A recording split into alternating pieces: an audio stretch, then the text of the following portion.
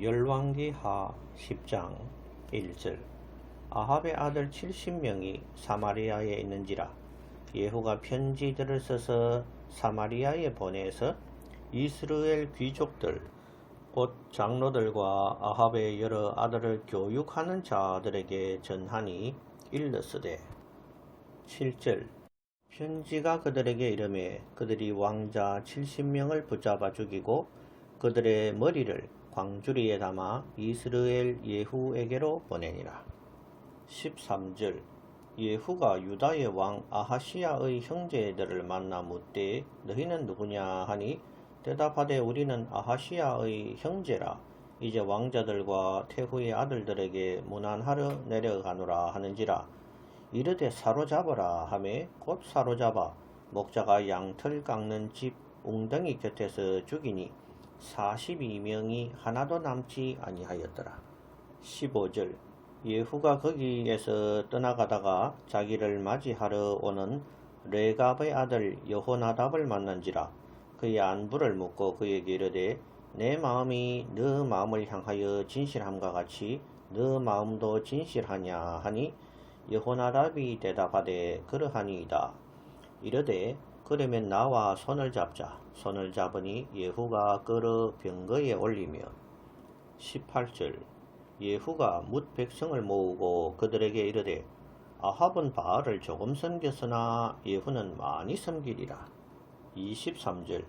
예후가 레갑의 아들 여호나답과 더불어 바알의 신당에 들어가서 바알을 섬기는 자들에게 이르되 너희는 살펴보아 바알을 섬기는 자들만 여기 있게 하고 여호와의 종은 하나도 여기 너희 중에 있지 못하게 하라 하고 무리가 번제와 다른 제사를 드리려고 들어간 때에 예후가 80명을 밖에 두며 이르되 내가 너희 손에 넘겨주는 사람을 한 사람이라도 도망하게 하는 자는 자기의 생명으로 그 사람의 생명을 대신하리라 하니라. 30절. 여호와께서 예후에게 이르시되 네가 나 보기에 정직한 일을 행하되 잘 행하여 내 마음에 있는 대로 아합 집에 다 행하였은즉 너 자손이 이스라엘 왕위를 이어 4대를 지내리라 하시니라. 그러나 예후가 전심으로 이스라엘 하나님 여호와의 율법을 지켜 행하지 아니하며 여로보암이 이스라엘에게 범죄하게 한 그 죄에서 떠나지 아니하였더라. 32절. 이때에 여호와께서 이스라엘에서 땅을 잘라 내기 시작하심에 하사엘이 이스라엘의 모든 영토에서 공격하되 요단 동쪽 길르앗 온 땅 곧 갓 사람과 르우벤 사람과 므낫세 사람의 땅 아르논 골짜기에 있는 아로엘에서부터 길르앗과 바산까지 하였더라. 레갑의 아들 여호나답이 예후 장군과 더불어 아합 집안에 속한 사람들을 죽여 진멸하였다고 성경은 기록하고 있습니다. 예레미야서 35장 6절에는 이 여호나답이라는 사람의 이름이 요나답으로 나오는데 같은 사람으로 추정됩니다. 남왕국 유다가 멸망하기 때문에 남아있는 유대인들은 모두 바벨론으로 자발적으로 잡혀가라는 예언을 예레미야는 합니다. 당시에 아직 나라가 망하기 전이므로 예레미야가 나라가 망한다는 예언과 바벨론으로 잡혀가라는 말은 당시 사람들로서는 받아들이기 어려운 예언이었을 것입니다. 더 나아가 예레미야를 아예 미친 사람으로 인식했을지도 모릅니다. 하지만 당대의 왕의 밑에서 녹을 먹으며 나라가 평안하리라고 예언한 선지자들의 예언은 모두 하나님의 뜻과는 관계가 먼 거짓 예언임을 성경을 통해 알 수 있습니다. 예레미야가 레갑 족속을 초대하여 포도주를 대접했는데 그 레갑 족속들이 포도주 마시기를 거절합니다. 그 이유가 자신들의 선조 요나답이 후손들에게 당부한 것이 바로 포도주를 마시지 말고 집을 짓지 말고 정착하지 말고 유목 생활을 하라는 것이었습니다.